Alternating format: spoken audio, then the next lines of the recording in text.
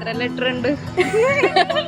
Hello, ഞാനൊരു chess അക്കാഡമിന്ന് വരികയാണ്. Chess കളിക്കാറുണ്ടോ? വലിയ രീതിയിൽ കളിക്കില്ലെങ്കിൽ ചെറിയ രീതിയിൽ കളിക്കാനറിയാം.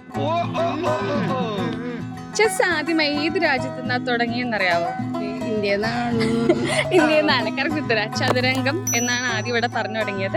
ഇന്ത്യയിൽ നിന്നാണ് തുടങ്ങിയത്. ചെസ്സിൽ ഫയൽസും റാങ്ക്സും ഉണ്ട്. അതായത് ഇങ്ങനെയുള്ളതാണ് ഫയൽസ്, ഇങ്ങനെയുള്ളത് റാങ്ക്സ്. ഇനി അവസാനത്തെ റാങ്ക് എത്തുമ്പോൾ ആൾമാറാട്ടം ചെയ്യാൻ പറ്റുന്ന ഒരാള് നമ്മുടെ ചെസ് ബോർഡിലുണ്ട്. പീസിന്റെ പേര് അറിയാവോ?